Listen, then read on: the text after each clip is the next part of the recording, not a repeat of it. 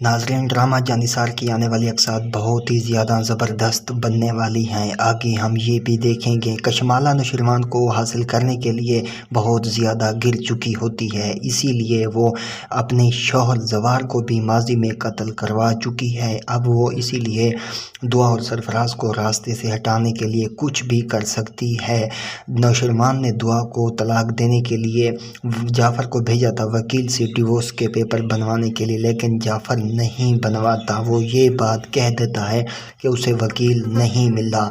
जैसे ये ख़बर कशमाला सुनती है उसके पैरों तले से ज़मीन निकल जाती है। उसे जाफ़र पर गुस्सा आता है और वो जाफ़र को कहती है, जाफ़र अगर इसमें तुम्हारा हाथ हुआ तो मैं तुम्हें ज़िंदा नहीं छोड़ूंगी। जाफ़र कशमाला को कहता है कि बीबी सही, आप बिल्कुल तसल्ली रखें, ऐसा कुछ भी नहीं होने वाला जिस तरह से आप सोच रही हैं। अब दूसरी तरफ ये भी होगा कि सुंबुल ने अपनी भाभी फिजा के साथ जो कुछ किया था अब वही उसके साथ उसके ससुराल में होने वाला है। खिज़र के घर वाले सुंबुल को बिल्कुल भी पसंद नहीं करते, इसलिए वो सुंबुल की हर बात पर उसकी इंसल्ट करते हैं। सुंबुल उनको कहती है, आखिरकार मैंने आप लोगों का क्या बिगाड़ा है जो मेरे साथ ऐसा सलूक कर रहे हैं। सुंबुल के साथ बहुत ही अच्छा नहीं होता, इसीलिए वो भी परेशान हो ही जाती है। खिज़र की बहनें अपनी जाकर माँ को कहती हैं कि देखें अपनी बहू को, वो बहुत ही सुस्त है, उसे कोई काम ढंग से करना नहीं आता। खिज़र की वालिदा भी सुंबुल पर बहुत ज़्यादा गुस्सा करती है, इसीलिए बार बार सुंबुल से इंसल्ट उससे बर्दाश्त नहीं होती।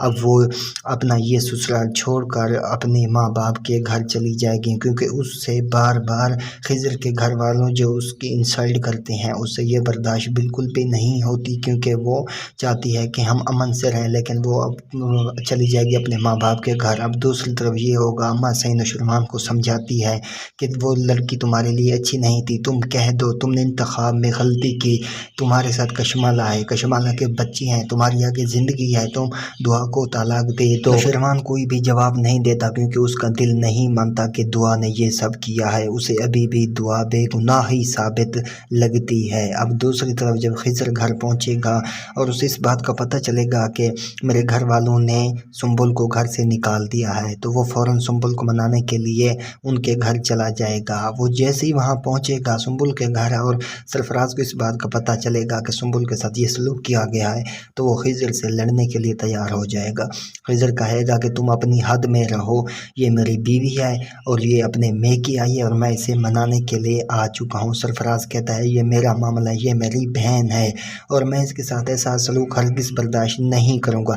खिज़र कहेगा कि अब तुम्हें अपनी बहन के बारे में पता चल गया है, जब तुमने फिज़ा को डिवोर्स दी थी तो वो भी किसी की बहन थी, इसलिए तुम अपनी बकवास बंद। आखिरकार खिज़र और सरफराज के दरमियान लड़ाई हो ही जाती है। इन दोनों का बीच बचाव नज़ीर साहब करवा ही लेते हैं और वो खिज़र को यहाँ से जाने के लिए कह देते हैं और नज़ीर साहब कहते हैं, जैसे ही मामला ठंडा होगा हम बात करने के लिए ख़ुद तुम्हें यहाँ बुला लेंगे और तुम सुंबुल को ले जाना। खिज़र कहता है, अब मुझे बुलाने की ज़रूरत नहीं है, अगर मेरा दिल चाहेगा तो मैं सुंबुल को ले जाऊंगा, वरना आप अपनी बेटी को अपने घर पर ही रखें। अब जबकि दूसरी तरफ जाफ़र को ये बात मालूम हो चुकी है कि ये लोग अब दुआ को तलाक देने वाले हैं, वो एक ऐसा सोचेगा कि अब कशमाला को सरफराज की ज़रूरत नहीं रही है और वो इसलिए सरफराज को नुकसान पहुँचाने की कोशिश करेगा। वो ये प्लानिंग बनाएगा कि क्यों ना हो कि सरफराज को अगवा कर लिया जाए, और वो बिल्कुल ऐसा ही करेगा, क्योंकि मैं उसे अगवा कर लेता हूं और वक्त आने पर उससे सबूत के तौर पर नौशरवान के सामने पेश किया जाएगा और जिससे गज़नवी को सारी हकीकत मालूम हो जाएगी, कसूरवार कौन